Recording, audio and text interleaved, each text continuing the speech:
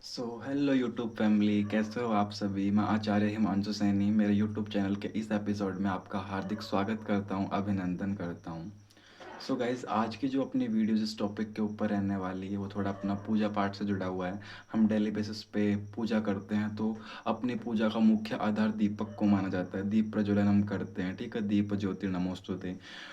तो पूजन की पूर्णता दीप प्रज्वलन के साथ ही शुरू होती है। पूजन में दीप को कर्म साक्षी मान के पूजन किया जाता है, उसी के सामने हम पूरा पूजन करते हैं। तो उसकी भी एक सही विधि होती है। हम बहुत सी गलतियां करते हैं, उन सबको जानेंगे कि क्या क्या गलतियां आपको नहीं करनी है। तो आज दीप प्रज्वलन से संबंधित जितनी भी जानकारी है वो अपन इस वीडियो में देखेंगे। कौन से मंत्र के साथ आपको दीप प्रज्वलन करना चाहिए, क्या क्या गलती आपको नहीं करनी चाहिए, कौन से काम जो है दीप प्रज्वलन के दौरान आपको करने चाहिए। तो चलिए मैं आपको बताता हूँ कि दीप प्रज्वलन की सही विधि क्या है।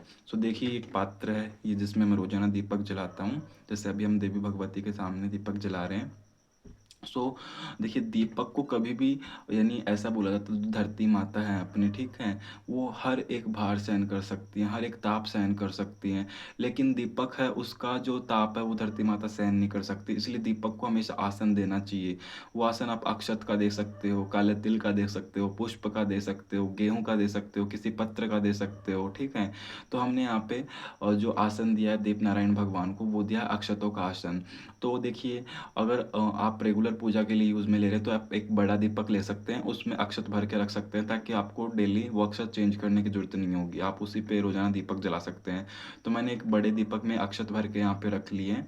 अब हम आगे देखेंगे कैसे क्या करना है।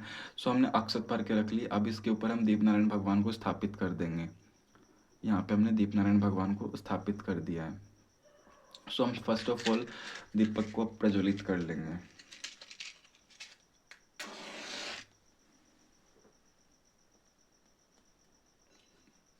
देखिए, हमने दीप प्रज्वलन कर लिया है।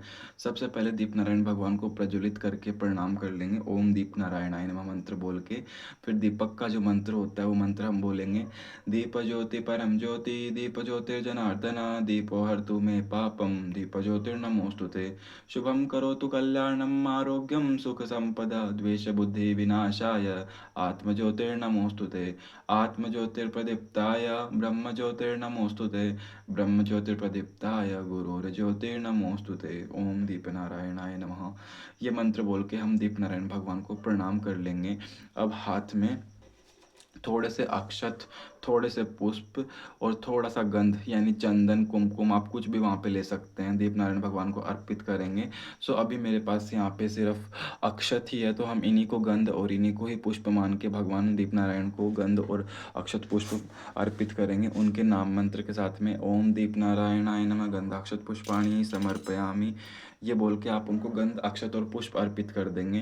देन आप उनसे प्रार्थना करेंगे कि हे दीप नारायण भगवान, मैं आपको कर्म साक्षी मान के ये पूजा कर्म कर रहा हूँ, तो आप इस कर्म की समाप्ति तक निरंतर इसी तरह प्रज्वलित रहिए। ओम दीप नारायणाय नमः, ये मंत्र बोल के आप उनको प्रणाम कर लेंगे। अब आपको थोड़ी बेसिक जानकारी है दीप प्रज्वलन से रिलेटेड, वो आपको बता देता हूँ कि आपको क्या क्या ध्यान रखना है। देखिए, दीपक हम दो तरीके से जलाते हैं। एक तो हम पितरों का दीपक जलाते हैं और एक हम देवताओं के लिए दीपक जलाते हैं।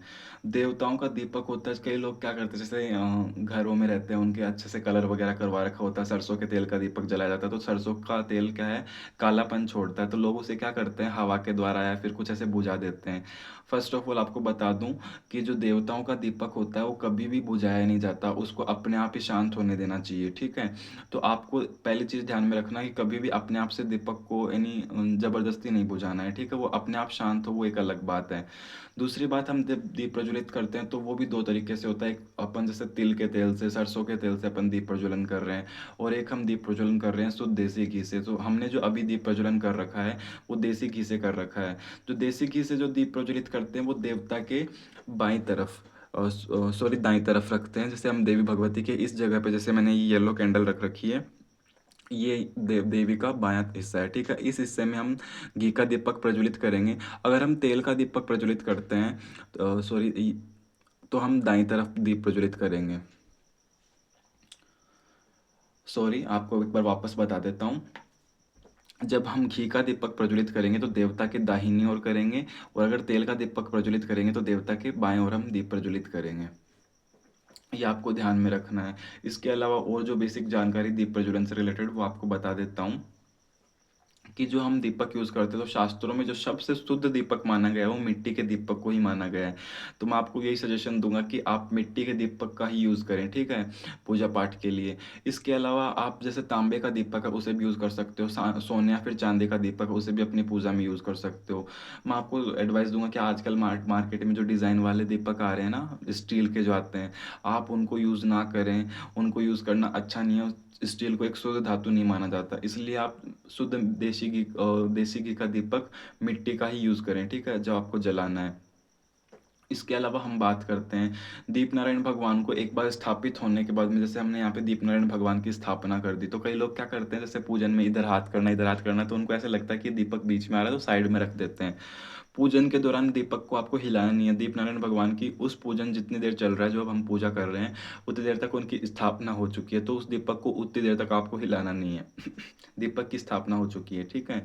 इसके अलावा हम बेसिक बात करते हैं, जो हम दीपक जैसे हमने कर्म साक्षी मान के ये दीपक को प्रज्वलित किया है यहाँ पे, तो आपको इनको कर्म साक्षी मान के ही इनकी पूजा करनी है सभी देवी देवताओं की। कई लोग क्या करते हैं, जैसे पूजा कंप्लीट हो गई, इसी दीपक को लेके भगवान की आरती करने लग जाते हैं, ओम जय अम्बे गौरी मैया जय श्यामा गौरी तुमको निश्चिंध्यावत हरि ब्रह्मा शिवरी। तो आपको ये बिल्कुल भी नहीं करना। अगर आपको आरती ही करनी है तो उसके लिए आप दूसरा दीपक जलाएंगे या फिर कपूर से आप आरती कर सकते हैं। वैसे तो पंच आरती का विधान शास्त्रों में बताया गया, देवताओं की आरती दीपक से होती है, उसके बाद कपूर से होती है, उसके बाद में धूप से होती है, उसके बाद में जल आरती होती है, उसके बाद में वस्त्र आरती होती है। 5 वस्तुओं से देवताओं की आरती होती है, ठीक है।